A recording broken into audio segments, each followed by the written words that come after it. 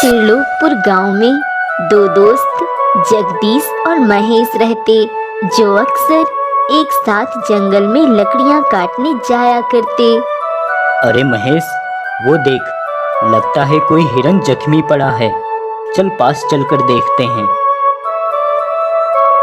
अरे हाँ जगदीश, ये तो सच में एक जख्मी हिरन है, लेकिन इसकी ये हालत हुई कैसे? जगदीश, हमें इस बेचारी हिरन की मदद करनी चाहिए। अरे महेश, हम यहाँ लकड़ियाँ काटने आए हैं, हिरन को बचाने नहीं। छोड़ना इसे, एक जानवर ही तो है। ये तुम कैसी बात कर रहे हो जगदीश? जानवर है तो क्या हुआ, वो भी तो एक जीवित प्राणी है। बेचारी को कितना दर्द हो रहा होगा। देख भाई महेश, अगर तुझे इसकी मदद करनी हो तो कर।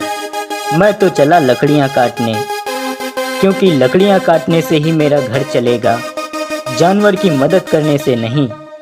ये बोलकर जगदीश वहां से चला जाता है, लेकिन महेश हिरन के पास ही रहता है और देखता है हिरन की एक सींग टूट गई है, जिस कारण हिरन जख्मी हो गई है। महेश किसी तरह हिरन और उसकी टूटी हुई सींग को घर ले आता है। अरे ये क्या जी, ये तो हिरन है और ये तो जख्मी भी है, ये आपको कहाँ मिल गई? सरला, जंगल में मुझे ये जख्मी हालत में पड़ी मिली। मुझे इस पे दया आ गई तो मैं इसे घर ले आया। तुम इसके जख्म पे दवा लगा दो तो ये ठीक हो जाएगी। महेश की पत्नी हिरन को दवा लगाती है। तभी वह हिरन एक बूढ़ी औरत में बदल जाती है, जिसे देख सरला और महेश दोनों के होश उड़ जाते हैं। मुझे देखकर घबराओ मत बच्चों, मैं एक मायावी औरत हूँ। मुझे हमेशा अच्छे इंसान की तलाश रहती है और मैं रूप बदलकर लोगों को परखती हूँ। तुम दोनों वाकई में बहुत अच्छे इंसान हो, बहुत ही दयावान हो। मैं तुम दोनों से बहुत खुश हूँ। मैं तुम दोनों को वरदान के रूप में ये टूटी हुई सींग दे रही हूँ।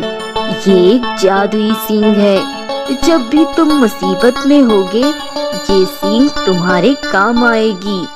इतना कहकर बूढ़ी औरत अदृश्य हो जाती है।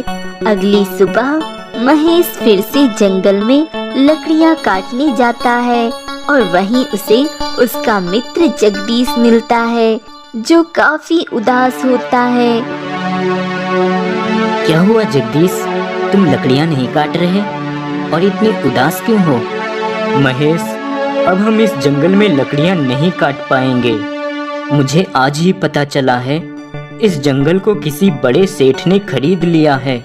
वो इस जंगल पे कुछ बड़ा काम करने वाला है और उसने इस जगह पे लकड़ियाँ काटने से मना कर दिया है। अरे भाई, फिर तो बड़ी मुसीबत आ जाएगी हम पे। हमारा गुजारा कैसे होगा, हम क्या करेंगे? हाँ महेश, लकड़ियाँ तो अब काट नहीं पाएंगे, कुछ और ही काम देखना होगा। हाँ, मेरी पहचान वाला एक व्यक्ति है जो एक फैक्ट्री में काम करता है। सोच रहा हूँ उससे बात करूँ, शायद कोई काम बन जाए। भाई जगदीश, मेरे लिए भी बात कर लो, बहुत मेहरबानी होगी, वरना मेरा क्या होगा? ठीक है महेश, मैं जल्द ही बात करके बताता हूँ। ये कहकर दोनों अपने अपने घर की ओर निकल जाते हैं। महेश के घर आते ही सरला महेश से कहती है, अरे आज भी आप खाली हाथ वापस आ गए। कल तो चलो आपने हिरन को बचाया था, लेकिन आज तो लकड़ियाँ काट लेते। रोज रोज अगर ऐसा करेंगे तो घर कैसे चलेगा? सरला, मैं जानबूझकर ऐसा नहीं कर रहा हूँ। जंगल बिक गया है और जंगल के नए मालिक ने लकड़ियाँ काटने से सभी को मना कर दिया है, इसलिए हमें अब कोई और काम देखना होगा। जगदीश ने कहा है वो जल्द ही कोई काम का जुगाड़ लगाएगा। कुछ दिन ऐसे ही बीत जाते हैं। महेश जगदीश का इंतजार करता रहता है, लेकिन जगदीश नहीं आता। जी सुनिए, आज हमें कितने दिन हो गए जगदीश भैया का इंतजार करते हुए, लेकिन वो नहीं आए। घर की हालत बिगड़ती जा रही है, अब क्या करेंगे हम? सरला, मैं जगदीश के घर जाकर देखता हूँ। महेश जगदीश के घर जाता है। भाई जगदीश, इतने दिनों से मैं तुम्हारे इंतजार में हूँ, तुमने मुझे कुछ बताया भी नहीं। वो क्या है ना महेश, मैंने सेठ जी से तुम्हारे लिए बात तो की थी, पर उन्होंने कहा अब कोई जगह नहीं बची है, तो मैं तुम्हें क्या बताता। देखता हूँ कहीं और काम होगा तो जरूर बताऊंगा। जगदीश की बात सुन महेश उदास होकर चला जाता है। महेश के जाने के बाद जगदीश की पत्नी, आप तो कह रहे थे फैक्ट्री में और लोगों की जरूरत है, तो आपने महेश भाई से झूठ क्यों बोला? क्योंकि मैं महेश को काम पे जानबूझकर नहीं लगवाना चाहता।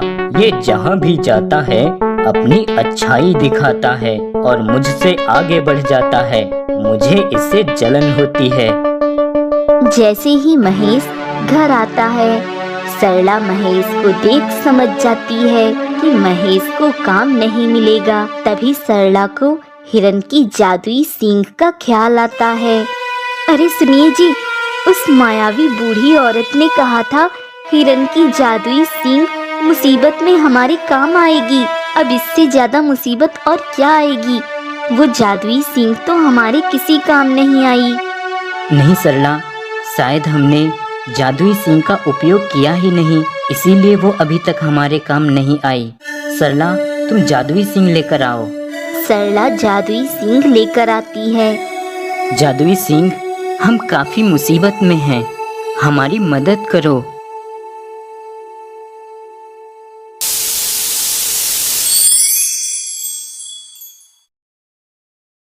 अब महेश उन पैसों से एक आम का बाग खरीदता है और आमों का व्यापार शुरू करता है। जल्द ही वह एक बड़ा व्यापारी बन जाता है। एक दिन वह एक फैक्ट्री में अपना पेमेंट लेने गया होता है, जहां जगदीश उसे देखता है। अरे, ये महेश यहाँ क्या कर रहा है? कहीं ये यहाँ काम मांगने तो नहीं आया? लेकिन इसने सेठ की तरह कपड़े क्यों पहन रखे हैं? लगता है ये पागल हो गया है। अच्छा है, सेठ जी आकर अभी इसे यहाँ से भगाएंगे। ये नजारा तो देखने लायक है। तभी महेश के पास फैक्ट्री का मालिक आता है। अरे महेश जी, आपने यहाँ आने की तकलीफ क्यों की? मैं खुद आ जाता आपके पास। चलिए, आप आ ही गए हैं तो बताइए क्या सेवा करूँ मैं आपकी? कुछ नाश्ता मंगवा देता हूँ आपके लिए। अरे नहीं नहीं, इतनी तकलीफ मत कीजिए, मुझे कहीं और भी जाना है, तो मैं थोड़ा जल्दी में हूँ। अगर आप मेरा पेमेंट दे दें तो मैं निकल जाता हूँ।